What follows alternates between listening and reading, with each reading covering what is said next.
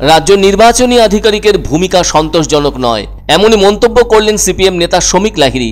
আর তাই শনিবার মুখ্য নির্বাচন আধিকারিকের কার্যালয়ে নানা অভিযোগ সম্বলিত এক স্মারকলিপি জমা দিলেন তিনি। ওই স্মারকলিপিতে 14টি থানার পুলিশ অফিসার ও বিডিওদের বিরুদ্ধে অভিযোগ তুলে তাদের সরানোর দাবি জানিয়েছেন সিপিএম নেতা তথা প্রাক্তন সাংসদ শ্রমিক লাহিড়ী। শ্রমিক লাহিড়ী বলেন, নির্বাচন কমিশনে অনেক ভুয়ো আধিকারিক রয়েছেন যাদেরকে দিয়ে নির্বাচনের কাজ করানো হচ্ছে। সেই সব ভুয়ো অফিসারদের চিহ্নিত করে সুষ্ঠু নির্বাচন প্রক্রিয়া থেকে সরানোর কথা তিনি তার ওই স্মারকলিপিতে উল্লেখ করেছেন। শ্রমিকবাবুর মতে এটা না করা হলে এই রাজ্যে সুষ্ঠু নির্বাচন করা সম্ভব নয়। এ ধরনের মন্তব্য করা ছাড়াও তিনি সহ তাদের প্রতিনিধি দলটি মুখ্য নির্বাচন আধিকারিককে স্মরণ করিয়ে দিয়েছেন যে এভাবেই গত পঞ্চায়েত স্তরে ভোট লুট করা হয়েছিল।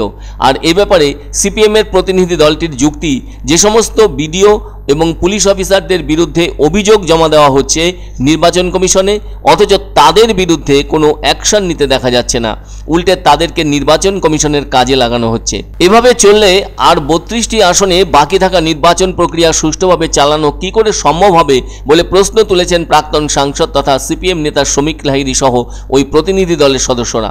অন্যদিকে যে সমস্ত থানার পুলিশ অফিসার ও বিডিওদের বিরুদ্ধে অভিযোগপত্র নির্বাচন কমিশনে দেওয়া হয়েছে তার বিরুদ্ধে অ্যাকশন নেওয়াটা অত্যন্ত জরুরি বলে মনে করছেন তারা।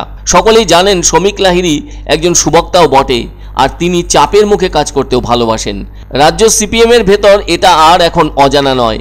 একটা সময়ে এমন হয়েছিল, সিপিএমের রাজ্য সম্পাদক হওয়ার পর বিরোধী দলনেতার পদ ছাড়তে চেয়েছিলেন ডক্টর সূর্যকান্ত মিশ্র, কিন্তু সেই সময় বিধানসভা ভোটের অল্পদিন আগে বিরোধী দলনেতার পদে বহাল হলে অসুবিধা হবে বলে বামফ্রন্ট বিধায়কদের আপত্তি ছিল। আবার বাম পরিষদীয় নেতা হওয়ার পরে একই সমস্যায় পড়েছিলেন সুজন চক্রবর্তীও। এমন একটা অদ্ভুত সময়ে শ্রমিক লাহিড়ী নিজে থেকে ওই দায়িত্ব নিতে চাওয়ায় সেদিন হাঁফ ছেড়ে বেঁচেছিলেন আলিমুদ্দিনও। সে সময় শ্রমিকবাবু বলেছিলেন, আসলে সুজনদার ওপরে অনেক বেশি চাপ পড়ে যাচ্ছিল, তাই দল তাকে যে দায়িত্ব দিয়েছে সেটা যথাযথভাবে পালন করার চেষ্টা করবেন তিনি। আর এই মুহূর্তে তিনি দলের একজন সিনিয়র মেম্বার। ইনি 11তম এবং 14তম লোকসভার সদস্য ছিলেন। আর তাই 1996 থেকে 2009 সাল পর্যন্ত রাজ্যের ডায়মন্ড হারবার কেন্দ্রের প্রতিনিধিত্ব করেছিলেন।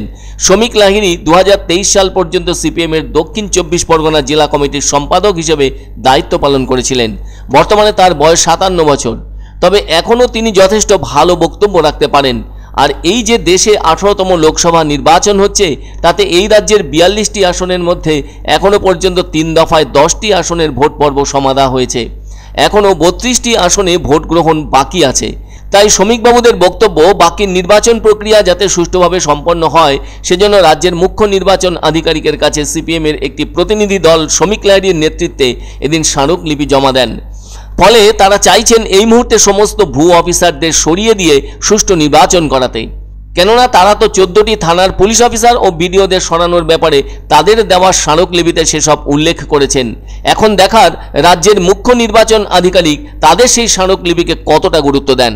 কোনো বিশ্বাসযোগ্যতা নেই, কিন্তু আমাদের কথা হচ্ছে তারা যদি ফলস এন্ড ফ্যাব্রিকেটেড রিপোর্ট পাঠায়, কোনো রকম সেই রিপোর্টের মধ্যে না পড়ে সেটাকে ধরে ফরওয়ার্ড করা হচ্ছে কেন?